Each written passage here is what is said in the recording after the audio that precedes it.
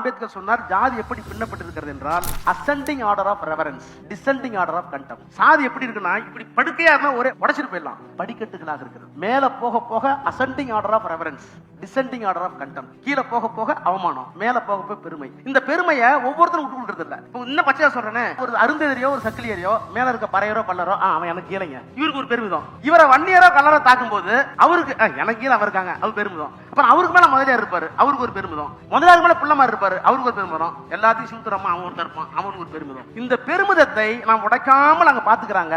உடைச்சது பெரியார், அண்ணா, கலைஞர். அதனாலதான் இங்க வர முடியல. இந்த பெருமிதத்தை நம்ம குறைச்சிருக்கிறோங்க.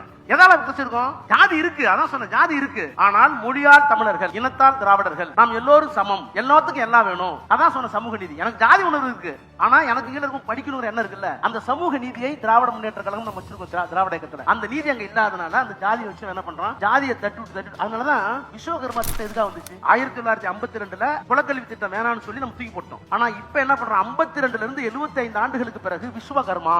என்ன காரணம்னா, பிஜேபி ஜெயிக்கணும்னா ஜாதி அப்படியே இருக்கணும். ஜாதி மட்டும் இல்ல, அந்த தொழில் அப்படியே இருக்கணும். அப்ப என்ன பண்றான்? நான் தான் கேட்டேன், நீ உள்ளபடியே இறக்கத்துல கொடுத்தீங்கன்னாக்க 5 லட்சம் ரூபாய் கொடுக்குறோம் தொழில் பாக்குறதுக்கு. 60 வயசுல ஒரு அருந்ததியரால், ஒரு தச்சரால், ஒரு கோல்டு நகை ஆசாரியால 65 வருஷம் மேல வேலைக்கு போக முடியாது. உனக்கு தெரிஞ்ச தொழில் அனுபவம் சிறு தைக்கிற தொழில் தான், ஆசாரி தான். இந்த 5 லட்சம் வச்சுக்கா ஞாயிறு இருக்கு. 15 வயசு முடிஞ்சு 10th முடிஞ்ச உடனே 5 லட்சம் ரூபாய் கொடுக்குறோம். என்ன காரணம்? 10வது முடிச்ச உடனே அவன் டிகிரி போக கூடாது, அவன் இன்ஜினியர் ஆக கூடாது, டாக்டரா போக கூடாது. அவன் ஒரு அருந்ததியராகவே செருப்பு தைக்கணும், அவன் ஒரு மர தச்சாவே இருக்கணும், கோல்டு ஷிப்டாவே இருக்கணும், பணம் தூக்குறனாவே இருக்கணும், விவசாயம் பண்றனாவே இருக்கணும். அப்ப சாதி இருந்தால்தான் இந்து மதம் இருக்கும், இந்து மதம் இருந்தால்தான் பிஜேபி வரும். ஏன்னா இந்து மதங்கிறது ஒண்ணுமே கிடையாது. ஆங்கிலத்தில் அம்பேத்கர் சொன்னார், Hindu religion is nothing but assortment of caste. ஜாதியை ஒழிச்சிட்டீங்கன்னா இந்து மதம் இருக்காது. இப்ப நீங்க ஒண்ணு இல்ல, மதமாற்ற தடை சட்டம் கொண்டு வர என்ன காரணம்? இங்க இருக்கிற யாராச்சும் கிறிஸ்துவ மதத்துக்கு போலாம் தடைங்கிறான், முஸ்லீமுக்கு போலாம் தடைங்கிறான். ஏன் முஸ்லீம் கிறிஸ்துவ இந்து மதத்துக்கு வர மாட்டேங்கிறான்? ஏன் வர மாட்டேங்கிறான்? பிரச்சனை எங்க இருக்கு? ஒரு நல்ல மதம் என்ன சொல்லணும்? யார் வேணாலும் எங்க வேணாலும் போய்க்க, எங்க மதம் நல்ல மதம், எல்லாம் வாங்கன்னு சொல்லணும்ல. ஒரு கிறிஸ்தவரோ இஸ்லாமியரோ, ஒரு அப்துல் ரஹ்மான் இந்து மதத்துக்கு வராரு, அவர் எங்க உடையார் வைப்பீங்களா, செட்டியார் வைப்பீங்களா? பொண்ணு யாரு கொடுப்பா? புரியுதா உங்களுக்கு? புரியுதா? அதனாலதான் பெரியார் அம்பேத்கர் சொன்னாங்க, Hindu religion is nothing but assortment of caste. அசார்ட்மெண்ட்னா பாப்புலேஷன் இல்ல, ஒண்ணு மேல இருக்குல்ல, அத ரெண்டா எடுத்துட்டீங்கன்னா பாப்புலேஷன் இருக்காது.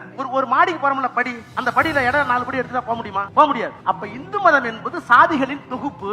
சாதியை எடுத்து விட்டால் இந்து மதம் இருக்காது. இந்து மதத்தை காப்பாற்றுவதுதான் நரேந்திர மோடி வேலை, அமித்ஷா வேலை, RSS வேலை. அதுக்குதான் விஸ்வகர்மா, அதுக்கு நாம எதிரி. அப்ப நம்ம எதிரி தரத்தில் இருக்கிறோம். அதனால தான் அவனால